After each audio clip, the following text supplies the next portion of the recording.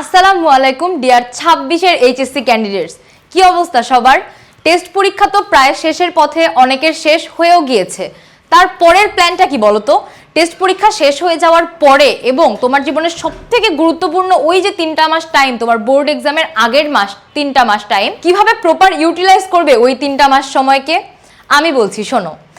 ওই টাইমটা তোমাদের সবথেকে বেশি গুরুত্ব দিতে হবে যার উপরে, সেটা হলো তোমাদের প্র্যাকটিস এবং কোশ্চেন ফেসে। অর্থাৎ ওই সময়টাতে যত বেশি পরিমাণে তুমি কোশ্চেন ফেস করবে, যত বেশি পরিমাণে কোশ্চেন অ্যানালাইসিস করবে এবং উত্তর করার চেষ্টা করবে, তত কিন্তু তোমার বোর্ড এক্সামে যে বসার মানসিক দক্ষতা এবং তোমার যে জ্ঞানের দক্ষতা, এটা কিন্তু তত বাড়বে।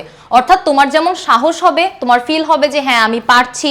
আরও কোশ্চেন যখন সলভ করবে, তোমার মনে হবে যে হ্যাঁ আসলেই তো এটার উত্তর যেটা হবে আমি অ্যাকচুয়াল সেটাই মার্ক করতে পারছি, বা যা সৃজনশীল লেখা আসা দরকার সেটাই আমি অ্যাকুরেটলি লিখতে পারছি। অর্থাৎ তোমার মনোবল বৃদ্ধির জন্য এবং সবথেকে প্র্যাকটিস করে নিজেকে বোর্ড পরীক্ষায় বসানোর একদম ফিট করার জন্য তোমার ওই টাইমটার সবথেকে ইম্পর্টেন্ট থিং হলো তোমার প্র্যাকটিস করা। এজন্যই এডুকেশন তোমাদের জন্য অ্যারেঞ্জ করেছে টেস্ট পেপার সলভিং কোর্স। অর্থাৎ এই কোর্সের আন্ডারে তুমি পেয়ে যাচ্ছ বাংলা, ইংরেজি এবং আইসিটির জন্য 40টি করে লাইভ ক্লাস, যেখানে তুমি টেস্ট পেপার সলভিং এর প্রত্যেকটি প্রসেস এবং ডিটেইলে ক্লাসগুলো পেয়ে যাচ্ছ।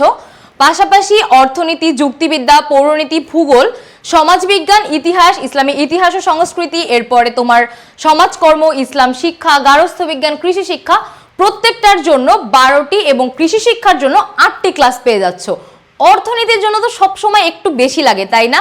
এক্স্যাক্টলি, অর্থনীতির জন্য লাইভ ক্লাস পেয়ে যাচ্ছ 16টা। আরো মজার ব্যাপার কি জানো? এই কোর্সের আন্ডারে তুমি পেয়ে যাচ্ছ এইচএসসি কামব্যাক 2.0 কোর্সের আর্কাইভ ক্লাসগুলো। অর্থাৎ এতদিন ধরে যে ক্লাসগুলো চলে আসছিল, যেখানে তোমার দেশসেরা দক্ষ টিচাররা বাংলা, ইংরেজি এবং তোমার গ্রুপ সাবজেক্টের ক্লাসগুলো নিয়েছে, তাদের প্রত্যেকটি ক্লাস তুমি এই ক্লাসে অর্থাৎ এই কোর্সে ফ্রি পেয়ে যাচ্ছ।